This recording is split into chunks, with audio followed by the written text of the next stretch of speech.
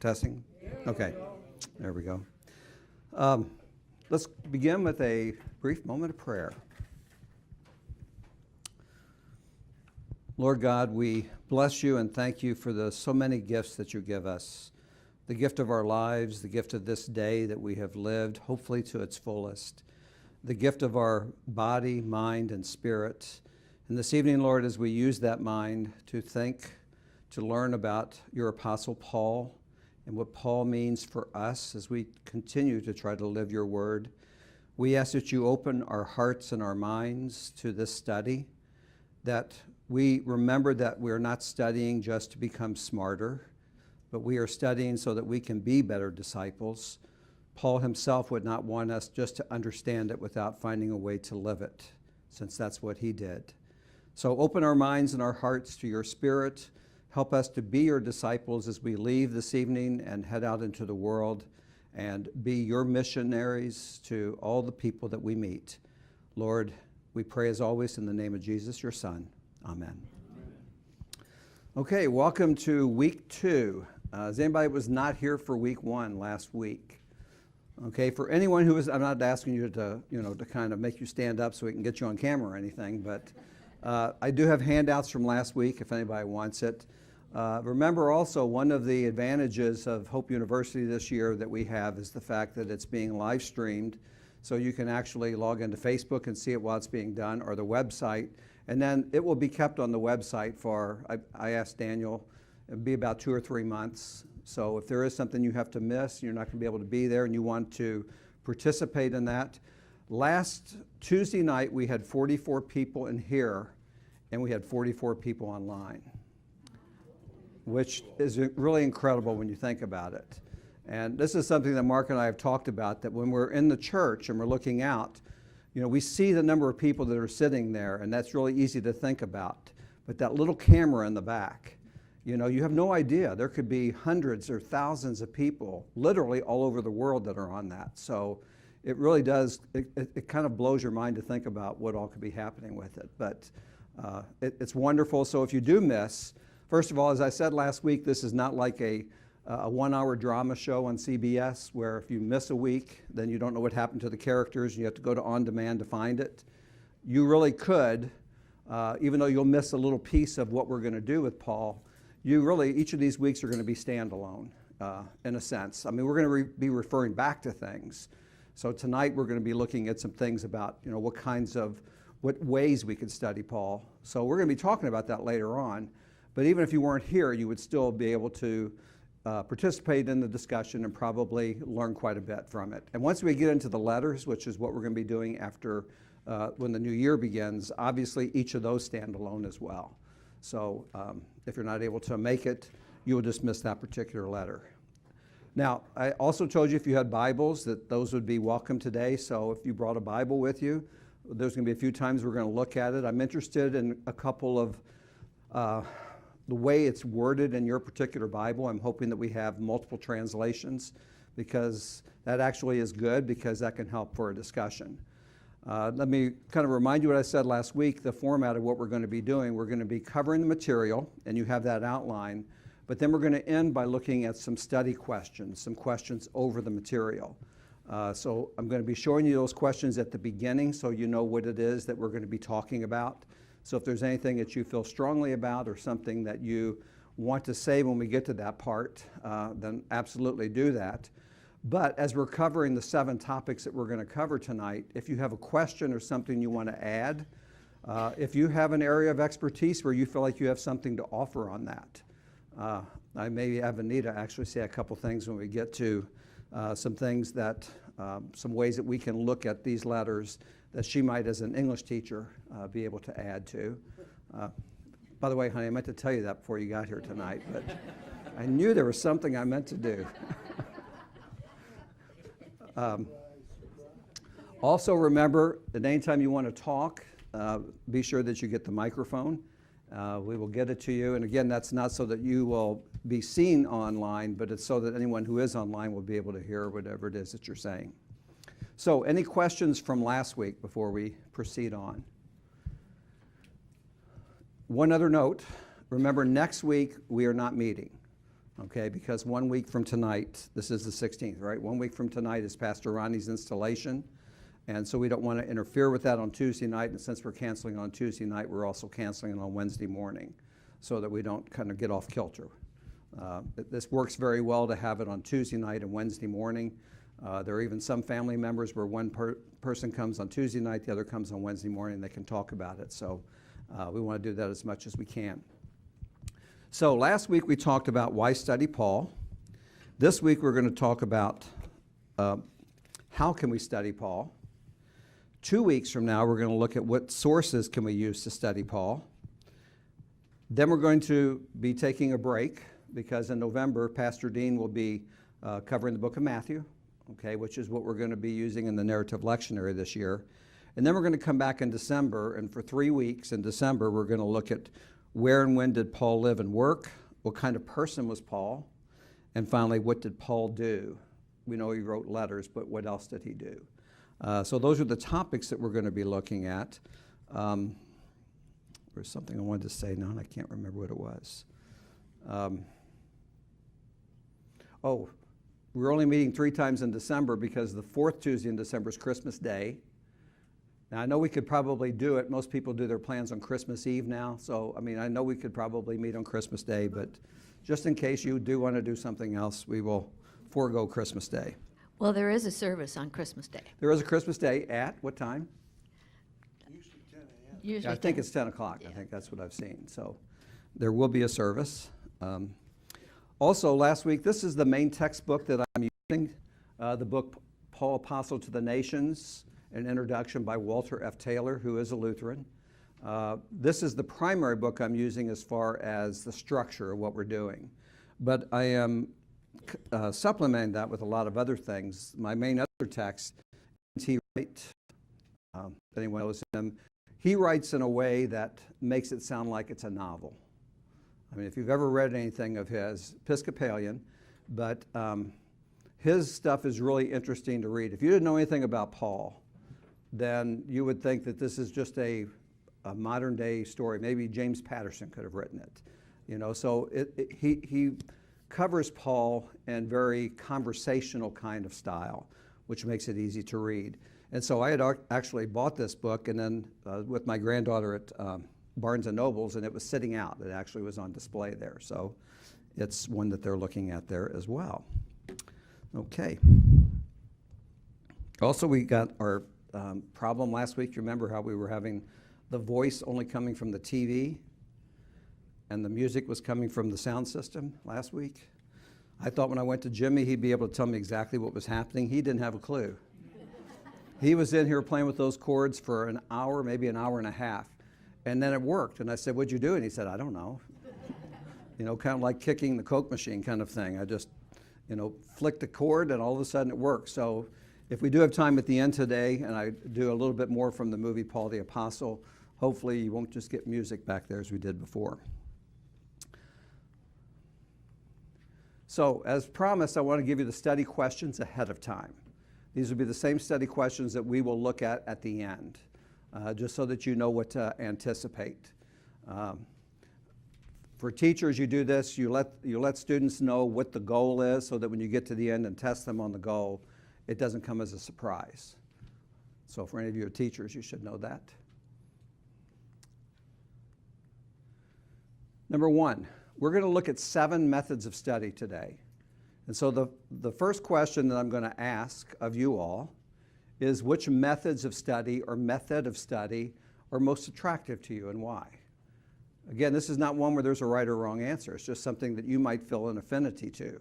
Because if you look at these 7 areas that we're going to look at, they're experts in all those areas because that's what they felt an affinity to. So it's very rare that you would find an expert in all 7. It would be somebody who would be an expert in one particular area. The second question, which one method seems to have the most difficulties associated with it? We're going to look at them. We're going to talk on some of them what the limitations might be. But from your perspective, you might see a difficulty with something or some understanding that you might have of Paul or Scripture in general, where a method might be a stumbling block to you. It might be something that you would have a hard time looking at a scriptural text using that particular method. On the other hand, which method would you like to study more?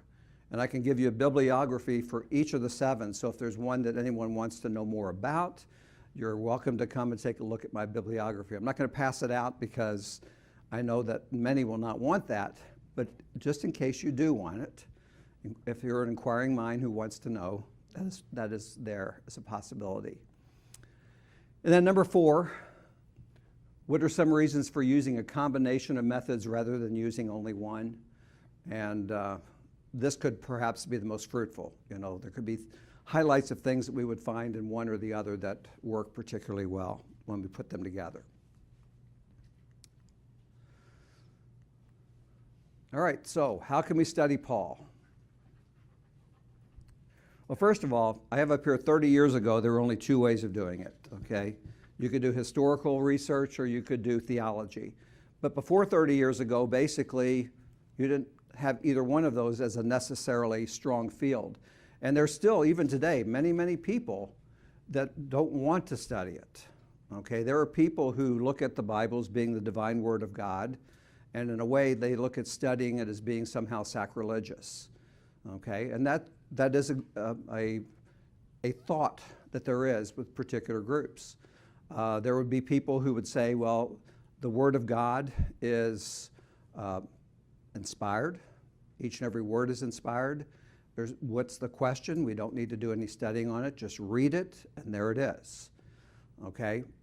What we're saying is that is perhaps a naive look at it. We're not saying it's not divine. We're not saying that the words are not divine. But what we're saying is we can learn more about it as we study it in various ways. But there have been 2 ways of doing it. One would be history and theology. And we're going to see that these are 2 of the 7 that we have, so we're going to be supplementing these with some others. In the 21st century, we have several others in addition to these. And we kind of narrowed down to 7. I mean, I saw some sources that had it up to like 12, but really you can put it in the 7. It all fits into the 7 that we're going to talk about. And both of these 2, history and theology, makes the study more complicated yet more productive. Again, if you go back to the person who says, just read it and apply it to your life. That's all we need to do is read it and apply it to our life. They would look at studying it using any kind of method as being more complicated, yet in the long run it's more productive. It's more productive to understand a little bit about where these words are coming from. So let's start then with historical study, which would probably be the oldest as far as the most recognized of the 7 that we're going to look at. Historical study, now I'm not talking about the Bible here, I'm just talking about historical study in general. Anyone who is a historical researcher is someone who is doing a systematic study of the past. Now I want to emphasize that word systematic, because it's not just a study of the past, but it's trying to build a system or seeing how the parts all lock together. All right, and so typically one person can't do that. You need more than one historian because people have their own expertise and they need to be able to come together to see how the system comes together. But we have to also remember, if we're doing a historical approach, we can only use parts of the past that are accessible. Okay, I mean, just think about the study of Jesus. There's a lot of things we'd love to know about Jesus, but we just don't have it, you know? We can speculate, we can look at sources, we can try to extrapolate, right? Ever heard the word? That's a nice math word for me as a math teacher. We can extrapolate from what we have and say, well, this makes it sound like perhaps this is the way it was, but that's not a historical evidence, okay? That is, you're going out on a limb when you're doing those kinds of things. For example, was Paul ever married? What do you say? Was Paul ever married? How many people say he was not married? Absolutely was not married. How many people say, well, he may have been married? May have been. Okay. If you're looking for a nice historical answer on this, you're not going to find it. But we are going to look at a scriptural passage here. One of my favorite books of Paul And by the way, if you want to follow along in the Bible, you really don't need to have one. But we do have some extras up here if you want to have one, or if you're sitting next to somebody, feel free to look on with theirs. But I'm going to look at 1 Corinthians.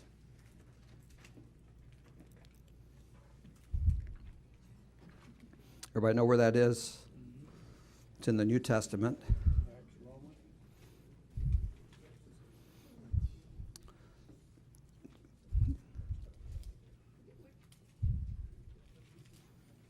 I don't have tabs on mine, so I just have to take my time.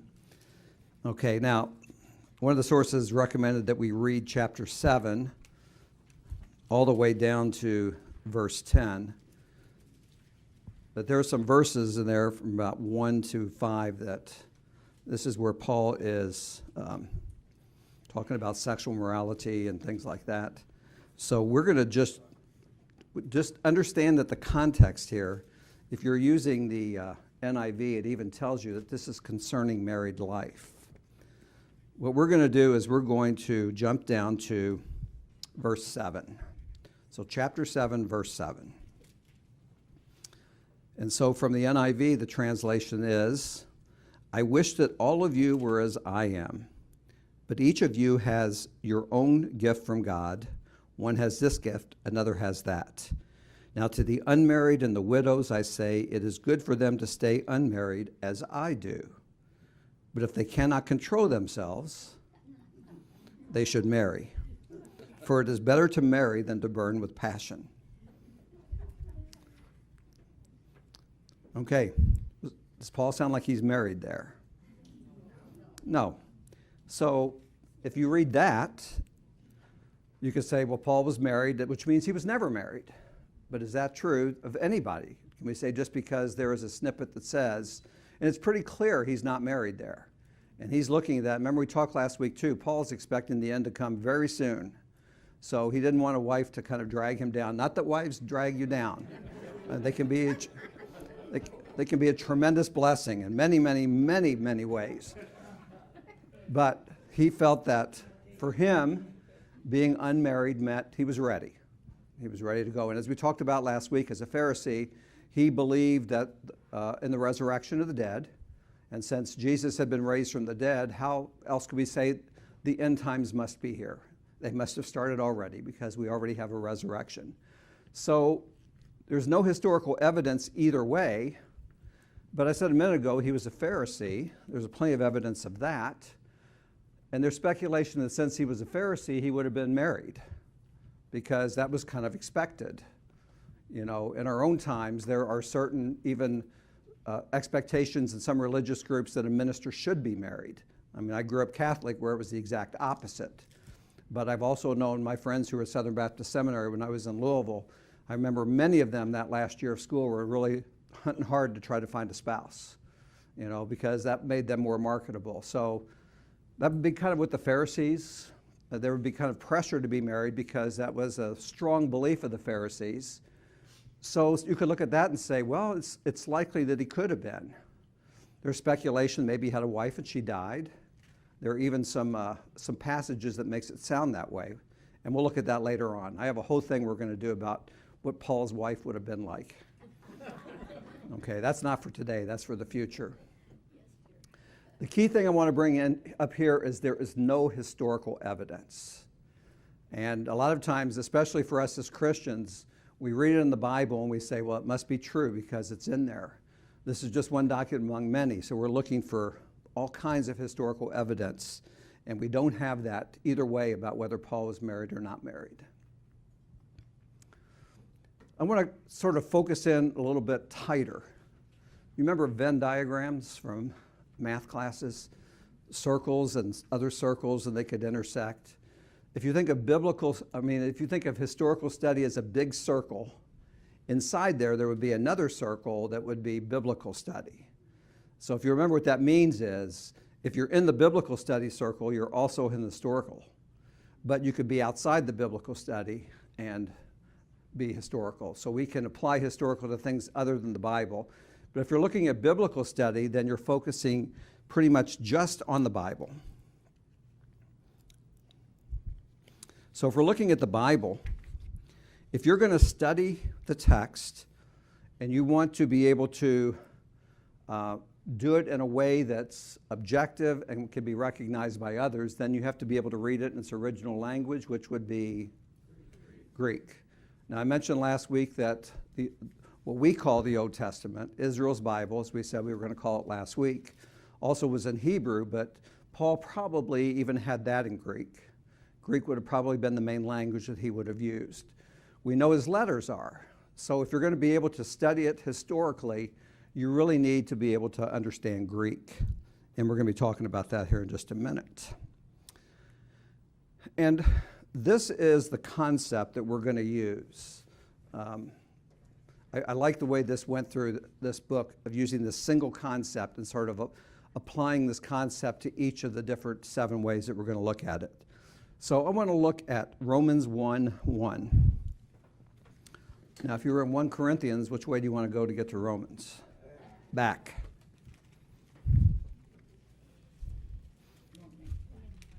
Romans 1:1.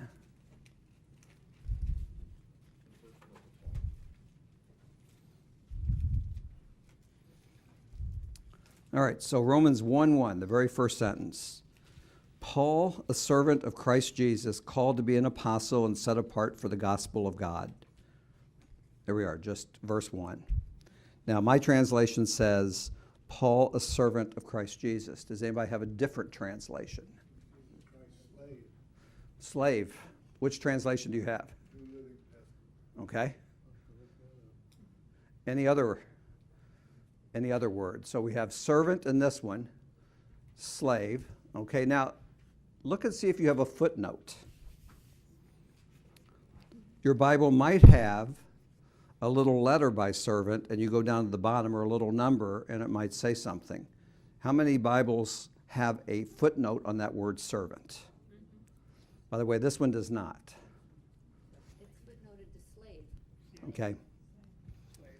So typically what that footnote's going to say, if the translation of this word was servant, then it's going to have some sort of a footnote saying that slave perhaps might be a better translation. I've actually preached on that this summer when we did Philippians. I think Pastor John was actually the one that mentioned a number of times that Paul introduces himself as a servant/slave, and the number of times he introduces himself as an apostle. Now notice in this one, he does both. He introduces himself both as a servant/slave and as an apostle. When I see the word servant, this is what I think of. And some of that's our sensibilities. I mean, we hear servant, we expect to ring the doorbell, and that's the person who's going to come and answer the door. We don't picture, if we say the word slave, it's a much different image in our mind than the word servant. So the question is, what is the original Greek? So remember I said earlier, we want to be able to go back and look at the original Greek. In Greek, the word is doulos. And that word is better translated as slave than servant. Okay? Now, there's, again, lots of reasons. The word slave, as I said before, has a lot of baggage with it. If you say slave, there's a lot of negative connotations that come with it. Servant, you know, we say we're here to serve the Lord. I'm supposed to serve my brothers and sisters. So you can use that word in context. But if you're getting back to what Paul meant by that, he wasn't picturing himself with a tray and a bottle of wine and a glass in it, serving the people in Corinth or Ephesus or any of those other places. So we're going to use this concept of what we looked at here in Romans 1:1 in each one of these as we look at it. Now, limits. There's a couple of limits of historical study that I want to bring up. First of all, biblical historians will say that they can be completely objective, just like a chemist could be in a lab. Okay? Now, I think in our own day and age, we're starting to question what truly does it mean to be objective. You know, I think that perhaps a generation ago, they may have accepted something was objective.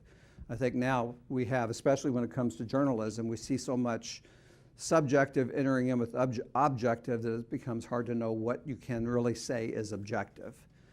But historical study will say that they are completely objective as if they were scientists looking at a chemistry experiment. And their observations and conclusions would be the same. And there are some that would question that. We're going to see that in a couple of the other methods when we get on those a little bit later on. The second limit is that a scholar can get so wrapped up in the wealth of historical data that it's easy to overlook the context of a specific usage. Now, remember what I said earlier, a historical scholar typically is focused in on one word or one person, and that's what they know. And they become an expert in that. So in a way, it's kind of like they can't see the forest for the trees because they're focused on their tree. And so it's really easy to lose sight of that.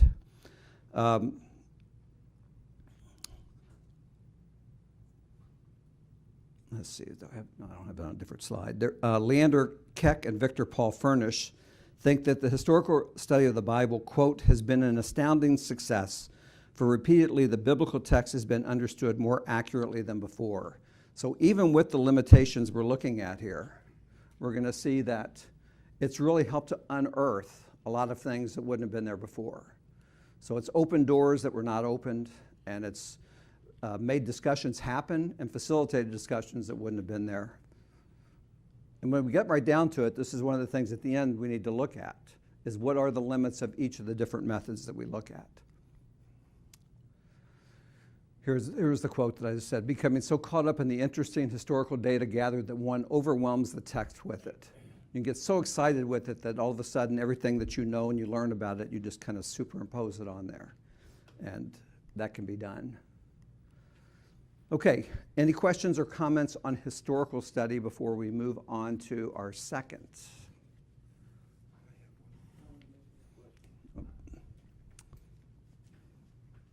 Not only with your historical comes the archaeological proof too.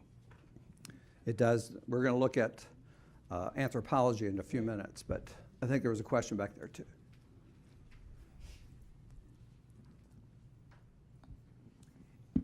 Going back a little bit to the slave and servant and that business, so much, well,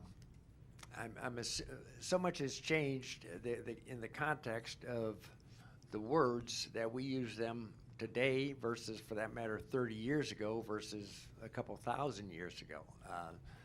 Slave was not at a different connotation just in our country 250 years ago as opposed to what it does today versus, for that matter, 10 years ago. So when you talk about the historical context, it really becomes important of when we're studying Paul and his language of what he means versus what we think he means or our interpretation today. And a lot of the things that you're saying are things that we're going to see when we get to the others. Because remember, we're going to use the example of slave for every one of them. So we're going to see that all 7 of these kind of complete the puzzle of how you can look at the term slave. All right, so let's go on to the second one, which is political study. Now, political study would also be a historical study. So picture it as being another circle inside of our Venn diagram. But political study is now probably more dangerous to do than ever before. Just because we live in a much different political climate now than we have before. And so when we say politics, there's lots of connotations that come up with that. Some good, some not so good. That's why I like this picture, because it has some good things and some not so good things. You see the word corruption there. You see the word like power. Is that good or bad? Depends on who you're talking to and who has it and who doesn't. Constitution, world, military, there's all kinds of things that come into our thinking of it. So again, I have this is a subcategory of historical study. This got very small up here because there's a lot of words on this, so be sure to look at your paper as we go through these. I have here, again, this is tricky for 21st century readers because we tend to see politics in everything. And it's hard not to. Everything is politicized. I mean, this season right now, can you see an ad that's not politics? And then here in Florida, because of when the primary is, it's so close you don't get any break. In Kentucky, our primary was in May, so at least you could have a couple of months off before they started again. And again, whether you like what you hear in the ad or don't like what you hear in the ad, it's just a constant message that keeps on coming. The headlines in the paper. So we are so highly politicized and so whenever we hear politics, we think of party probably. We think of Democrats and Republicans. We tend to think of things that make it really easy for us to superimpose something on what we mean by political study here. Also, and this is something that is kind of interesting, we believe in the separation of church and state. Okay, so that's built into our Constitution, and we believe that, and we have argued about what that means. What does it mean to be separation of church and state? Does that mean the two can have no connection with each other? Does it mean that the two should talk to each other? Does it mean that the church has a duty to talk about the state? And we have, again, a long history of Christianity in the world, where state and religion were completely together. So there's lots of things that we have. Let's see, I wrote something here. Oh, this is why we in this country have been slow to study text this way, because of this belief that there's a separation of church and state. And so to bring political issues or political thought into what we see as a church or a sacred document is somehow crossing that line of the separation between church and state. The challenge really came from the proponents of liberation theology. How many of you have heard of liberation theology? Because liberation theologians they see politics everywhere, but they look at the power struggles and what's happening to those who are being crushed by power struggles. And so liberation theology challenges that separation and says that the church and state should, in fact, be involved with each other.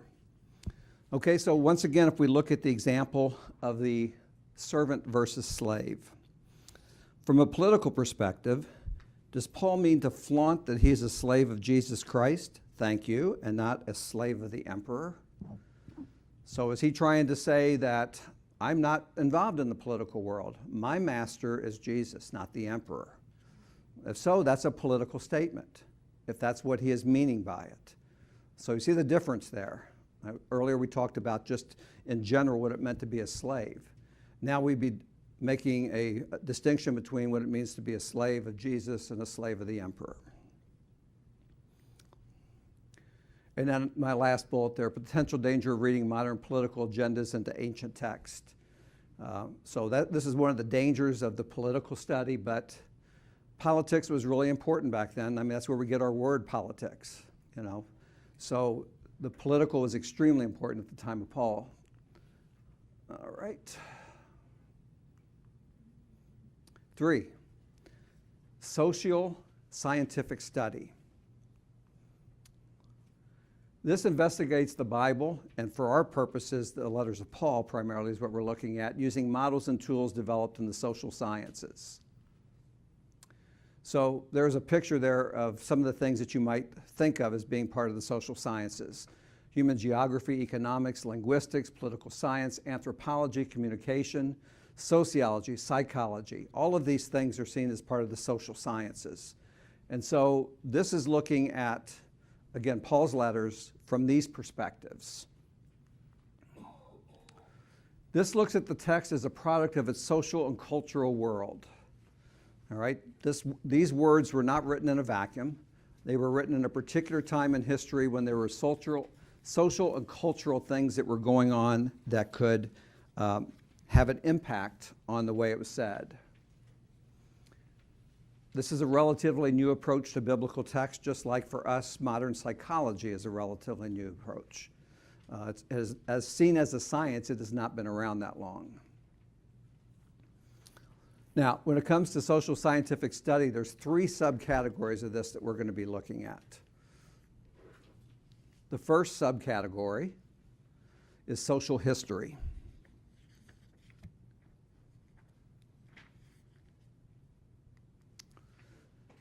Social history is the work that describes and analyzes the social matrix of ancient literature, history, and archaeology. So you know what a matrix is, right? A lot of things that come together and intersect at many different points. So when we look at all of these things and the way they interact with each other, this is what social history is going to look at. This study actually began in the 19th and 20th century, so again, this is relatively new as far as looking at this. If we use the example of slavery, this would look at text, artwork, and inscriptions to better understand what the career of a slave looked like in antiquity. So again, think of the matrix. It would look at all those different things. It wouldn't just look at the word in the scriptures, but it would look at what's the art showing us. So this is a piece of artwork depicting slaves at work. So it would look at this as well as looking at the text that we're looking at, inscriptions, just to get an idea about what it meant to be a slave at that time. And as we said before, we have our own feelings or our own views of what it looked like to be a slave, but those are based upon our more recent history that we have experienced. Secondly, sociological study. This is also called sociological exegesis, which is just a fancy word of saying study. So just say sociological study. This is a more narrow look specifically at a sociological context. So you're going to see how my picture is going to change here in a minute. This is kind of cutting down on the matrix and not looking at so many things. This is kind of focusing on something much more specific. So in the example of the slave, which modern sociological theories of power and leadership could help us understand how first century Romans heard Paul's self-identification as a slave?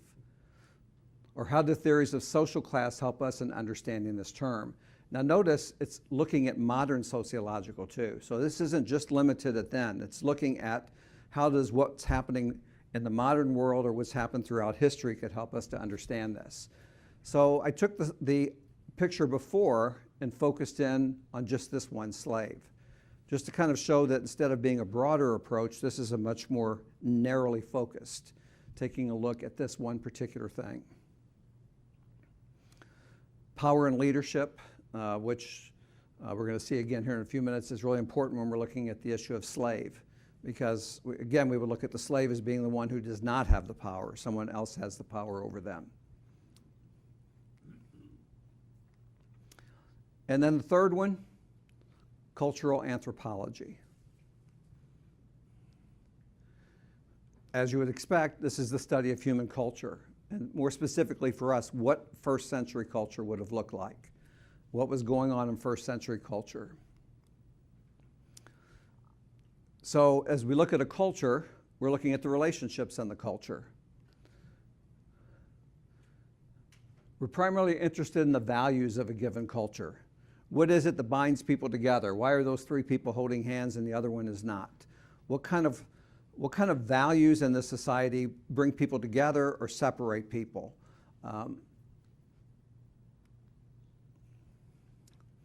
This studies how social groups are organized and what this means for social inequality, gender relations, and political authority. So if we talk about social inequality, every generation is going to have its own terms for how you talk about social inequality, because you always have the haves and the have-nots, right? Now that's not a first century term, but that's something that we would say we would understand, okay? Social inequality, the haves and the have-nots. We might use other terms, blue collar, white collar. We might use nouveau riche, owed money. Okay, there's lots of other terms that we can use when we're talking about, if looking at a more modern interpretation of it. Gender relations. Again, it's very difficult to look back without bringing our own context of what gender relations are. And gender relations are much different now than they would have been then, not just because of its time in history, but because of its place in the world and what was going on at that time. And political authority. We're back to the politics there. So the value system I want to look at and concentrate on here is the honor shame. Okay, I don't know that we would look at this as being like our main value system now, but at the time Paul was writing, this sort of didactic between shame and honor is something that's really important. So honor is something that you can either have because of the way you feel about yourself, or it's something that you have because of the way others feel about you. Those are the two components of honor. The value of a person in his or her own eyes, and then the person's value in the eyes of his or her social group. And that's why shame is so difficult, because shame is loss of that honor and therefore the loss of status. I think that's a little different. I think that could still be alive and well.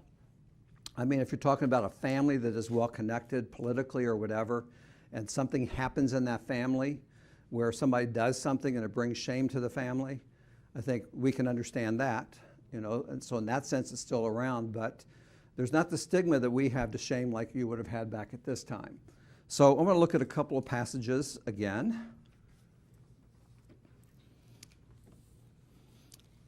Let's look at Romans 1:16.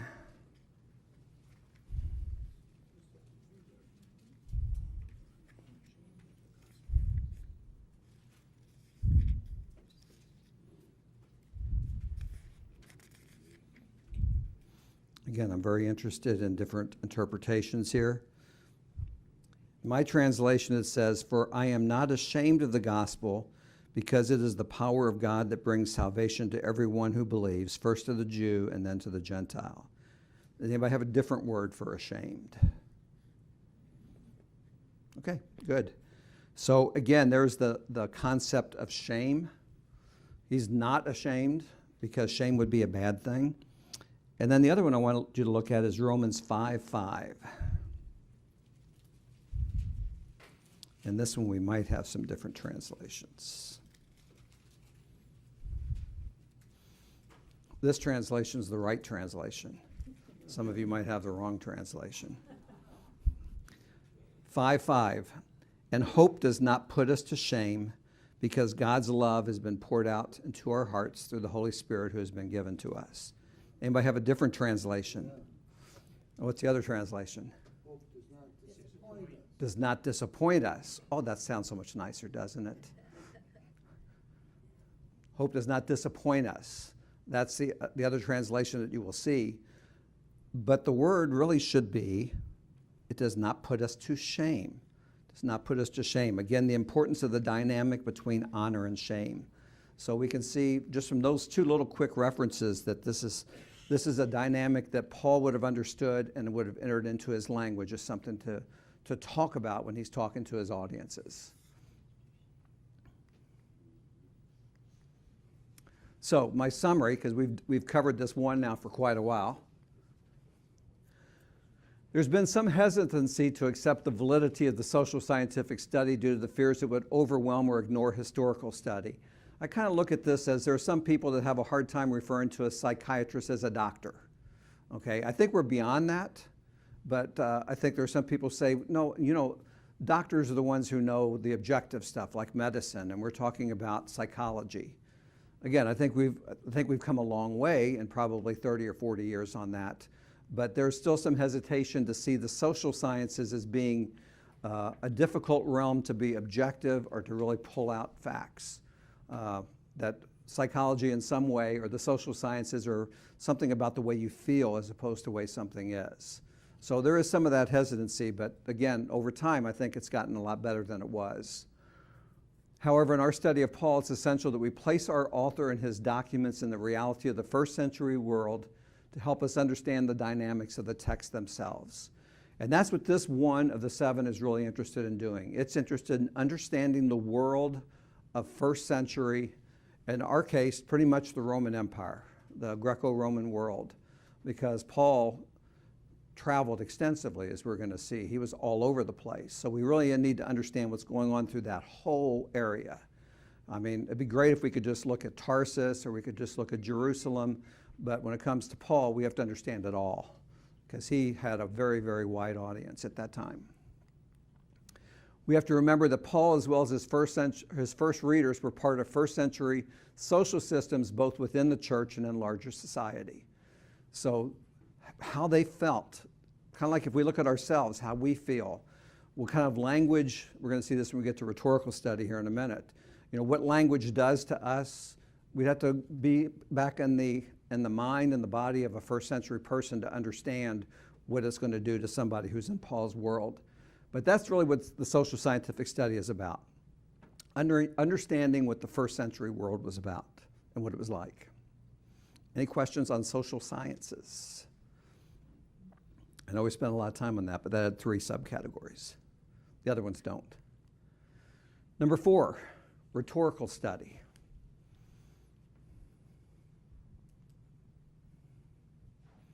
My cartoon says, "Oh, I broke up with Tom. He kept pulling me into his rhetoric." So rhetoric is actually something that's very important to us, whether we realize it or not. And it's become important in our modern world. Rhetorical study is the study of how the author tries to instruct, entertain, or persuade.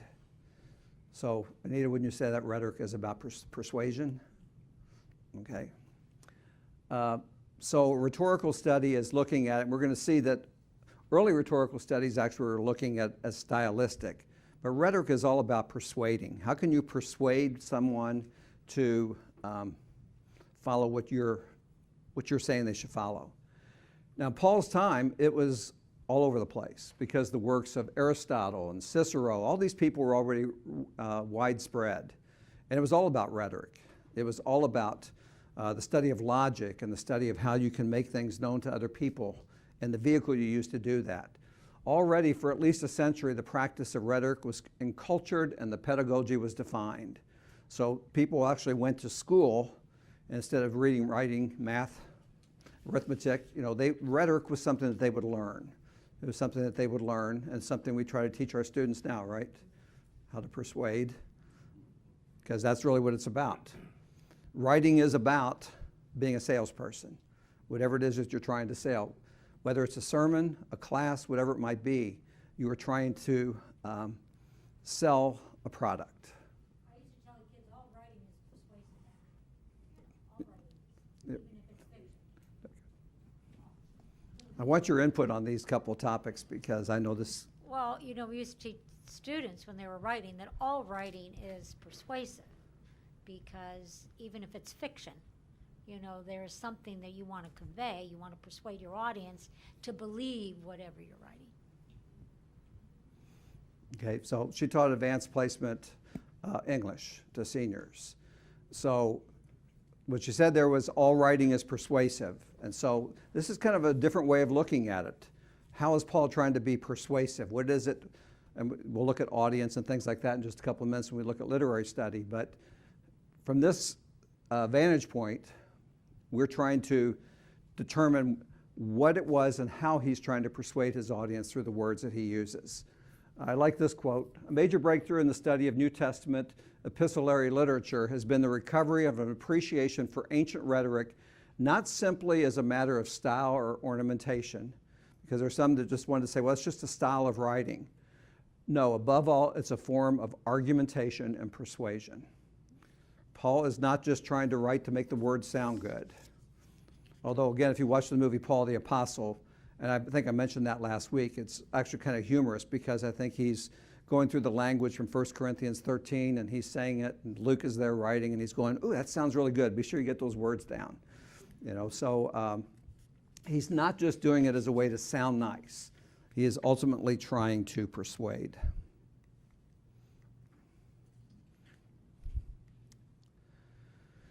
Oh, you may not be able to read this cartoon, but we have a little guy at the computer saying, "I've heard the rhetoric from both sides. Time to do my own research on the real truth." He goes to Google and it says literally the first link that agrees with what you already believe, and he goes, jackpot. Unfortunately, that's the way we kind of look at rhetoric. So, rhetoric was fully present and permeated public education and public discourse in Hellenism on the eve of the Roman age. So this time right here, where the Greek society was giving way to the Roman society, as I said, the study of rhetoric was something that would have been a major thing that you studied in the school, something you taught your children from a very young age. Although the chief temptation of rhetorical study is over-analysis, it can help us see how Paul put together his arguments and how each element functioned. And we'll look at that in more detail when we get into some of the things about why he chose some of the words that he did and what he was perhaps trying to do with that. Okay, literary study. This is number 5. So we're over halfway there. So number 5, literary study. This is studying the biblical text as literature, pure and simple literature. So now we're basically ignoring the fact that this is words about God or even looking at faith or anything. We're just looking at this as pure and simple literature. So the focus here is on the text. This is looking at the text as text only. So for example, if you're someone doing a literary analysis on the word slave, that's all you're doing. You're looking at that word, and that's what you're analyzing. And by the way, this has been going on now for several decades. The text itself is autonomous, and its meaning is located within the text itself and not in a presumed world of the author, community, or society. Text is seen essentially as being timeless. So what do you think of that, Anita?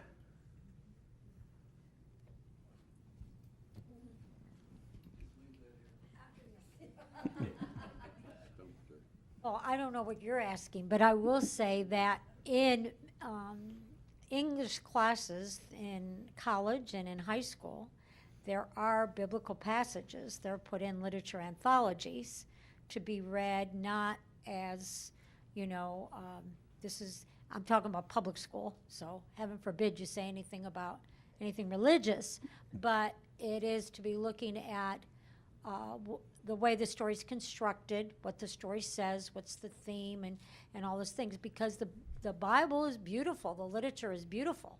So looking at it just from a literary perspective, it has a lot to be said for that. So. And was that any time difficult because of people's faith that they brought to that reading of it? Because every student would bring something different, and Right. there's some that, think that this is divinely inspired, and so, or a literal interpretation, and then those who really have no knowledge of the Bible. So, I think it's a wonderful thing that's still in literary anthologies. Now, whether all English teachers use it or not, I don't know, but. Yeah. Well, I can remember us talking about it, and you're saying, in a sense, those who came who did not have a preconceived faith or anything in that, in a way, they were better off because they were just looking at this as text. Whereas it's difficult for us to do. I mean, we look at it, and we also look at it with our upbringing, and especially if we start looking at Paul's words about who Jesus was. We have a concept of a Trinity, as if, that was something that Paul learned in his catechism or something. And, that's not true. So if we're looking at the text as text only, we have to kind of strip away all those other things, which is not necessarily easy to do.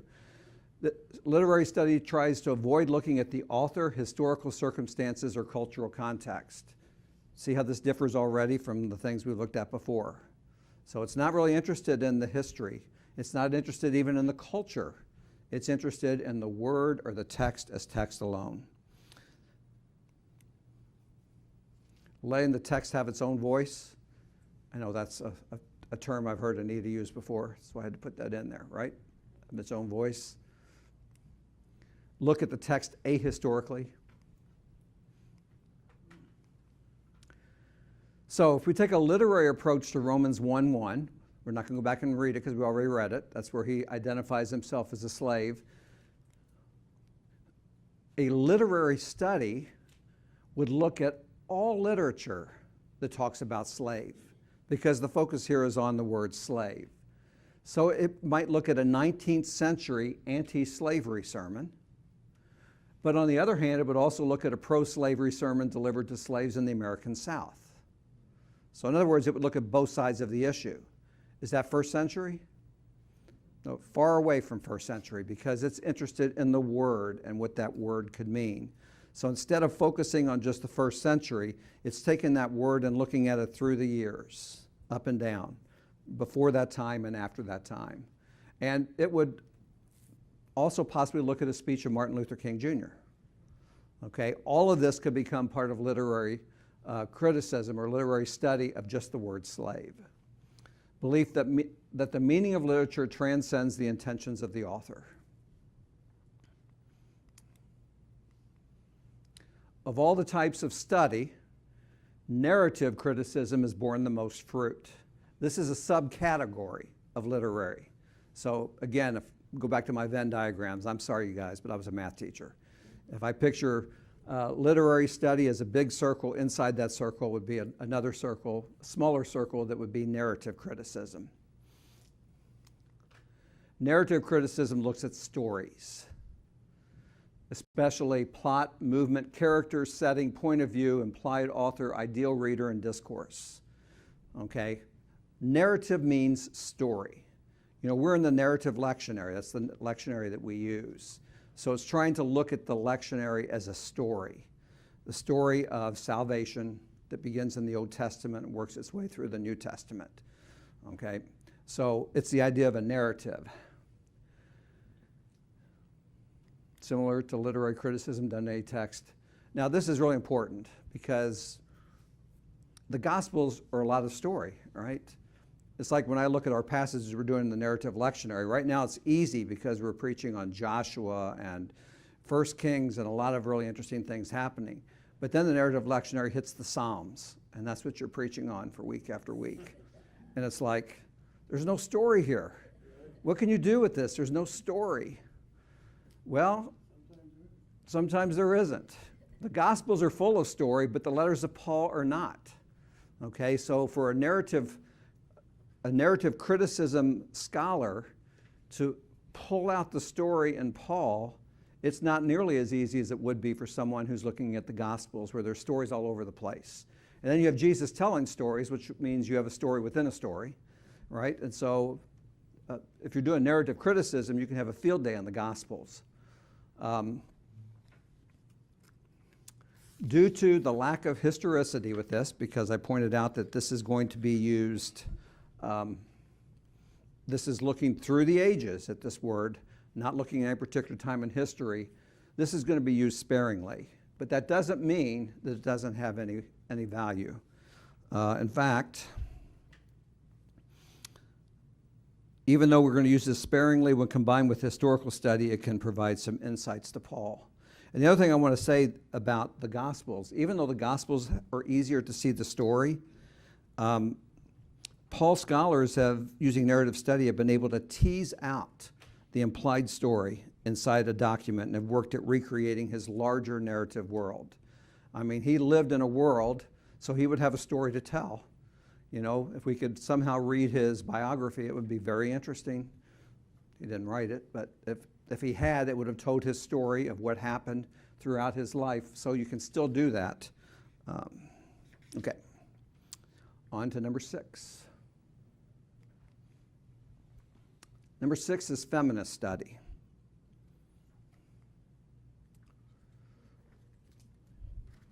So again, for most people, there are lots of words that come into, a lot of connotations when it comes to feminist study.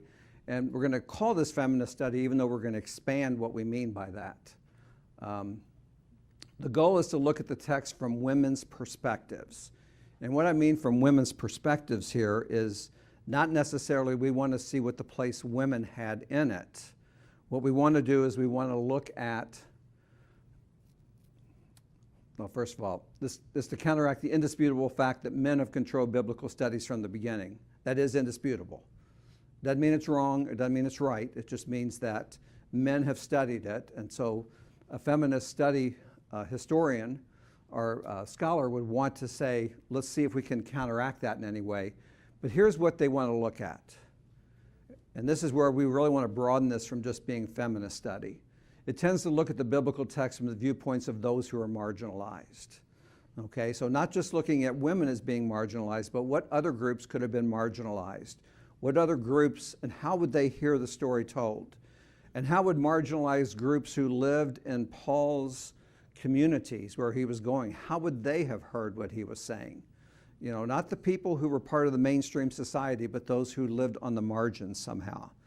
This is really the main thing the feminist study has brought to the table.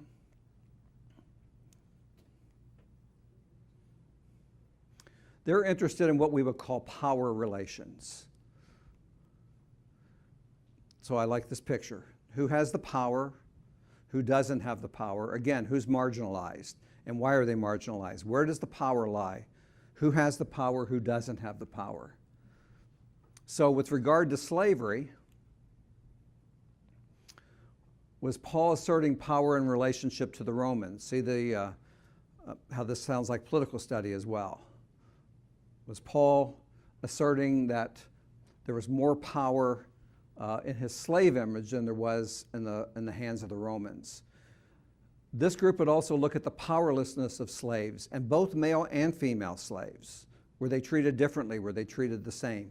What would have been going on with male and female slaves? And notice their viewpoint is from the lack of power, not from who has the power and siding with that, but looking to see where there isn't. And then this age-old question, why didn't Paul oppose the oppressive system of slavery? Okay, that would be a question that this group would ask, just to be sure, again, that that question makes its way to the table. Instead of just having nice conversations about what a slave would be, this group would say, well, how come if Paul was a, quote, Christian, do we call Paul a Christian?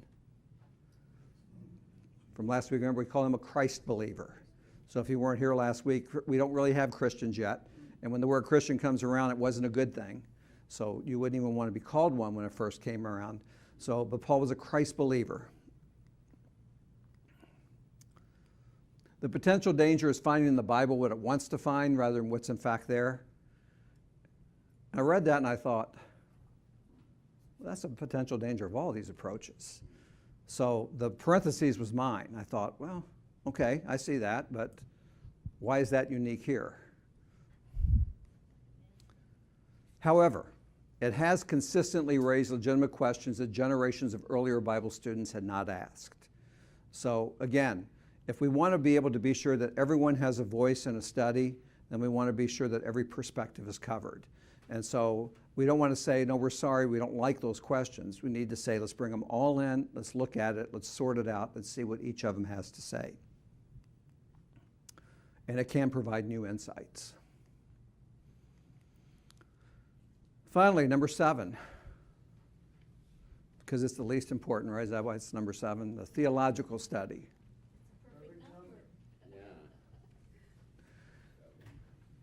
These are not just historical documents. They are theological documents. As such, they interpret God, humanity, the world, and their interrelationship with each other.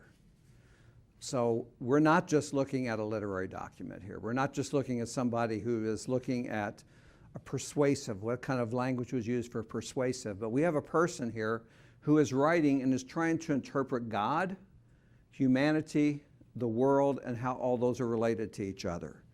And to make matters more complicated, he was trained as a good Pharisaic Jew and then has some kind of experience where now he sees things completely upside down from the way he did before. And so now, I mean, just try to picture if your whole world got upside down and now you're trying to explain the reality using the language and the ways you learned before with your new knowledge, and try to put all that together. I mean, when I think about it like that, I think Paul is truly a genius for being able to try and come up with a way to reconcile the two. The main reason Paul wrote, he's not writing just to say hi to these people. He's not writing just to say, you know, how are things going in Corinth? He is writing because he wants to further the mission of God. And that is the primary purpose of why these are here. So regardless of the wording, and what this word means and what was going on in first century and this and that and all the other things, we have to come back to this fact. Paul is on a mission. And he used letters, and we'll look at why he used letters later on, but he used the letters as a way of furthering his mission. And that's what's first and foremost in his mind. And remember, he thinks he's on borrowed time. He thinks the end is very, very soon. So he has a real urgency to get this message out. A bunch of people standing on top of the theology degree and they looking at the people below and they say, hey, it's all a lot clearer from here. Yeah, if only that was true, right, Dean?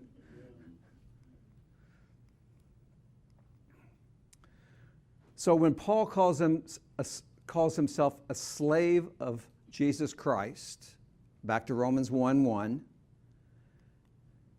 who is this Jesus? He says he's a slave of Jesus. So now the emphasis isn't just on slave, but now why Jesus? Why not somebody else? He's a slave of Jesus. And why is Jesus the master? If he's a slave, you can't have a slave unless you have a master. So if he's a slave, then Jesus must be the master. And what does he mean when he calls Jesus Christ or Lord? And I have something for us to read there. Let's look at Romans 1:4.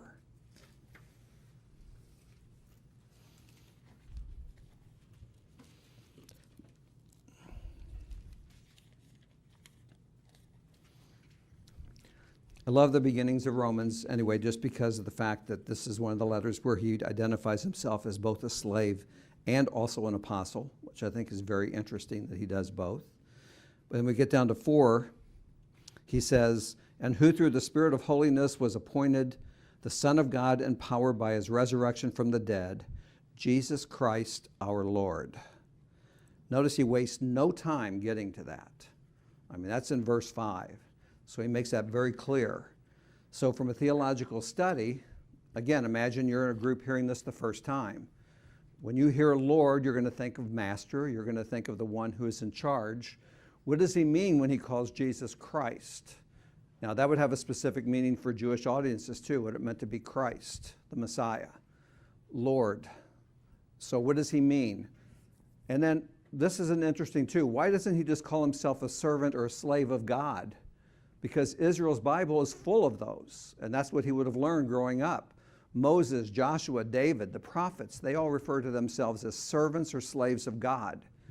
So someone could listen to this and say, wow, he's saying he's a servant of Jesus. Why not God? And remember again, all of the theology about what Jesus was and who he was and what his relationship was to God, all that's still in flux. You know, we don't have the shamrock to look at what the Trinity was and all that. That's so much later. So at this point, the question would be, wow, why is he changing the language? Instead of saying a servant of God, he's actually saying that he's a servant of Jesus. This is Bible Study 101. It wasn't actually written by God. The Lord used Holy Ghost writers. Just got to put a little humor in every once in a while, be sure everybody's paying attention. Okay, that brings us to our study questions.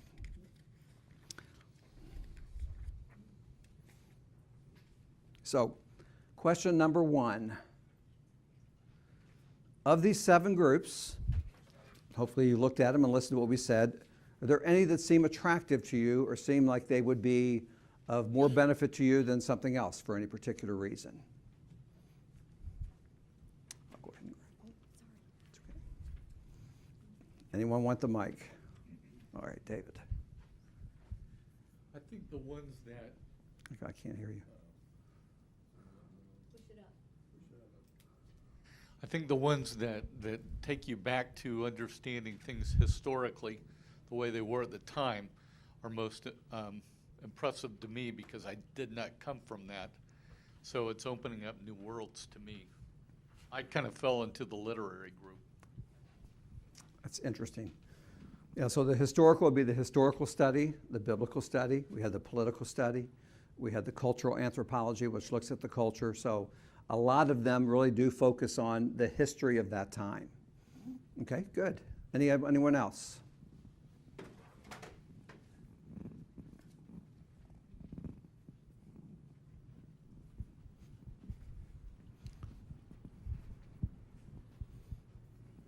At one point, I was going to be a history teacher, and so the historical method of looking at this would be of most interest to me, but also theological.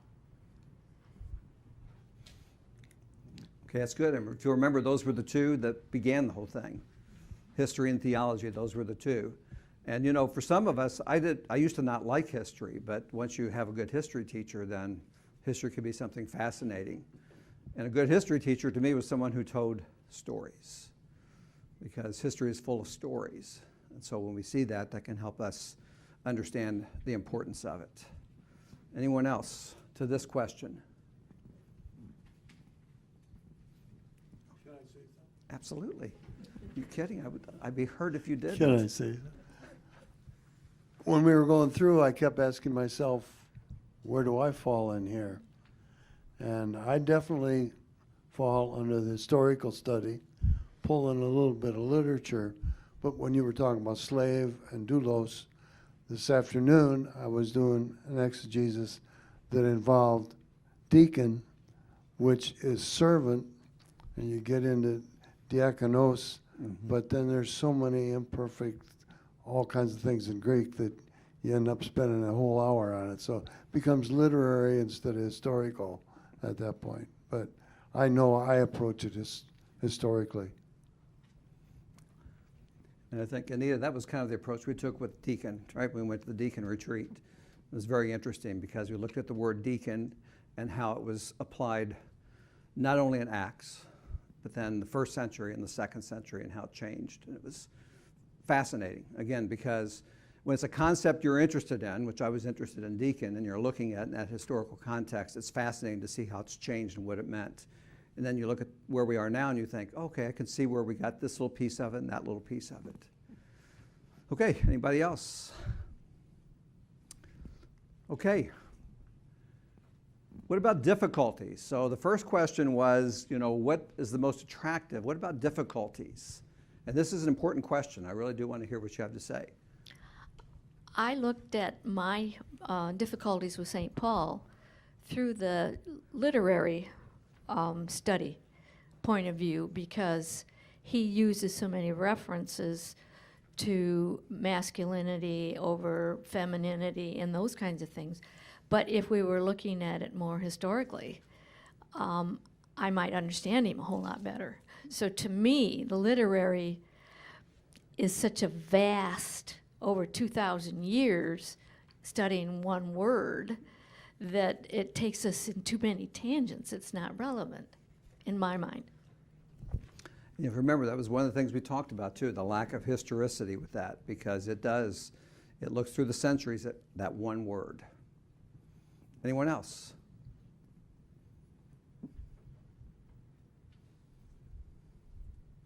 Any others that give you difficulty? From the from the rhetorical side, I find Paul difficult because he talks in circles a lot, because he's trying to convince his whatever the problem is he wants to talk about, and sometimes he's talking over people's heads, and sometimes he's doing the argument from the other side, and so it makes it, you have to really be on the ball to understand that. I was reading a passage of his this afternoon, and it was doing just that. I kept thinking, isn't he just saying the same thing over and over again? Just keeping on going.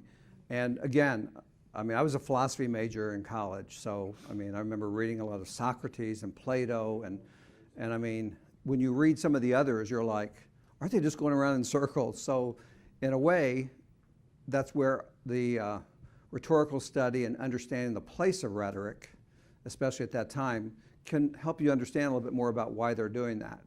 We're looking at it now. We're used to articles from USA Today where they're not even complete sentences.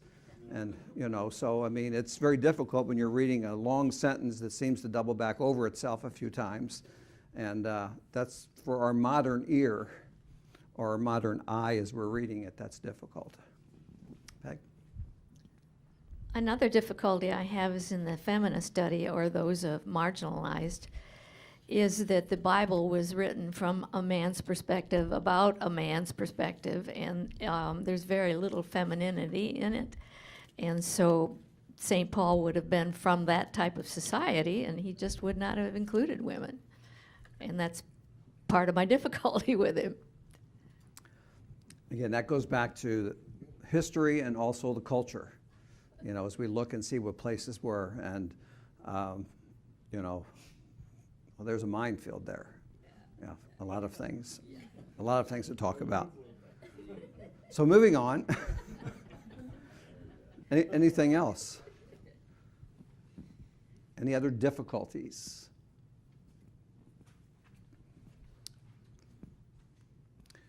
Number 3, any methods that sounds like this would be one that I really would like to know more about. This is something that seems really promising for me. Now, in a way, this is related to number one, because before you would want to study it more, you'd have to be attracted to it, unless you're strange. And you want to study something more that you don't like, which is possible. Maybe I don't like this, and so I need to learn more about it. Maybe I'll like it then.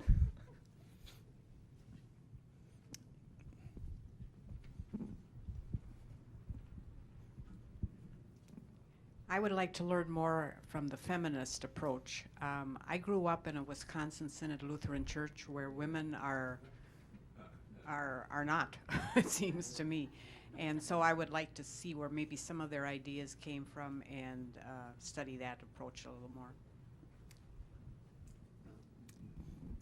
Yeah, there is, and like I said, it isn't even just focused anymore on just feminists, but all the marginalized, but just even the feminists. You know, there's a rich history there about why things are the way they are. And again, my background being Catholic, I come from a tradition that not as strong, but still, you know, will not ordain women. Women just have, within the last 20, 30 years, have been allowed to distribute communion. So, I mean, there's a lot of history of that in a lot of places.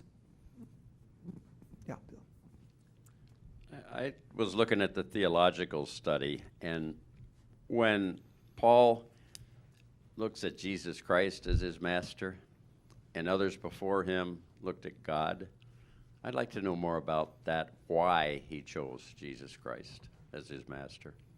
Absolutely. That is so fascinating. I'm with you on that. I think it's really great because we know he had some experience on Damascus, on the road to Damascus. There's something about that experience that made him completely change what a good Jewish boy would have said.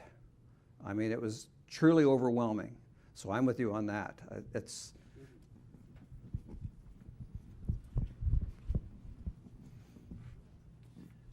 Well, since we have somewhat time constraints, I love all the areas, but I think to understand,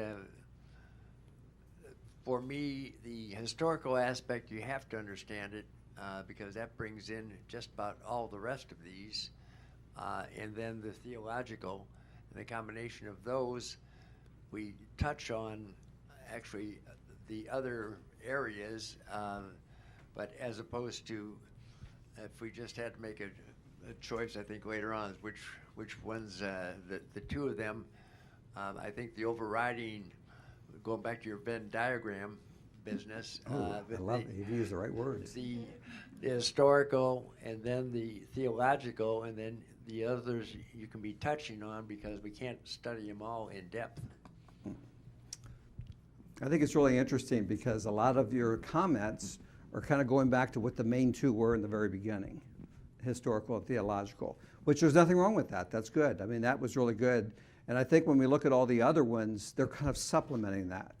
You know, in a sense, you might look at the historical and the theological as kind of the marbles in a jar, and these others have come in kind of like the sand that kind of fills in between all those marbles. So it's like we're filling the jar completely, but we're using some other things in there as well. And then finally, because this is where we want to come down on it, what are some reasons for using a combination of methods rather than using only one? And let me preface this by saying there are plenty of people you will find that are completely wedded to one, and that's all they want to do. And I mean, we need to have scholars who do that, you know, because if you have a general practitioner when it comes to this, then you're not going to be able to diagnose everything that's going on.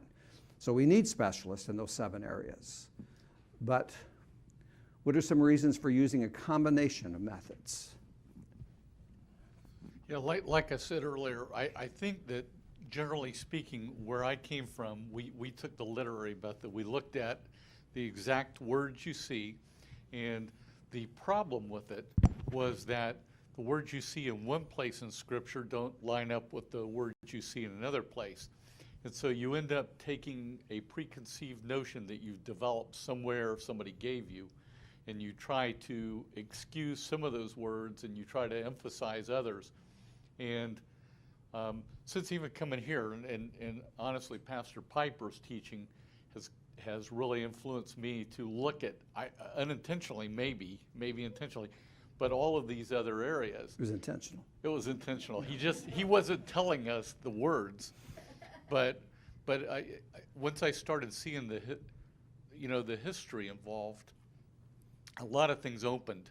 And so the disadvantage, or the thing you got to worry about using only one, is you can really get your theology messed up, I think.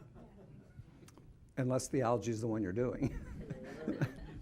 But then you get the other stuff messed up. So yeah, it's I think the phrase I used earlier of not being able to see the forest for the trees, I think that probably is something that speaks to us as what it means to get so focused on one thing that you miss on all the other things. And I think most of us do come from, we know the theology because that's something that we've been taught, especially if we've been churched. We've heard Paul's letters and they've been given theological context. And then maybe somewhere along the line we learned history. I remember the first time I went to the seminary and began learning some of the history behind it. It all came alive to me. It was like, wow, this is wonderful to be able to understand some of the context. Oh, and this is why Paul may have said this about women, or this is why Paul may have said this or that. And when you understand that history, then you understand it's a little bit more difficult to just pluck it out and say, okay, here we are in 2018, and this is the way it is because Paul says this is the way it is. And so the combination of those two really helps out. With the rest of these, again, I think they're all supplementary. They're the sand in that jar that kind of helps because, you know, we do want to be able to look at the word and what the word means, and we do want to be able to look at what's the rhetoric, what tool was Paul using here. Some of the reading ahead I've been doing on that, it's just kind of fascinating to see some of the rhetorical devices that he's using, and kind of a fascinating way of looking at it that you're going to lose if you're just looking at history and theology. So again, it's kind of like a nice little, adds a little bit more icing to the cake. Okay, any other comments or questions? I have one. Yeah. A few seconds ago, I'm a little confused. You had said that I gathered that you believe that Paul chose Christ. I think it's the other way around. I thought Christ chose him for the commission. Interesting. I thought Christ was on the horse and, no. Well, it's obvious that something happened where Paul did see Jesus, obviously. But it was so powerful that it actually helped him change his language. So he changed his language, and it was so powerful, his experience of who this risen Jesus was. First of all, the fact that he was risen. And we're going to talk about that in a lot more detail. But it was powerful enough that it changed his point of reference, where Jesus became and I remember Jesus is not seen as God yet, okay? Even though that's our point of reference because we come afterwards. But that's not been a developed theology yet. It's still developing. But somehow he did experience that. And we see that because of his willingness to move from being a servant of God to a servant of Jesus. So it is fascinating. But no, it's very obvious that Jesus came to Paul, not the other way around. Anyone else? Any other last-minute things? Okay, well, again, thank you all for coming again. We have extras up here from week 1 if anybody wants it. Any announcements for the calls before we finish up here? Remember, next week, no class. Okay, so don't come to the installation, and then we will pick up the week after that. All right, go in peace to love and serve the Lord.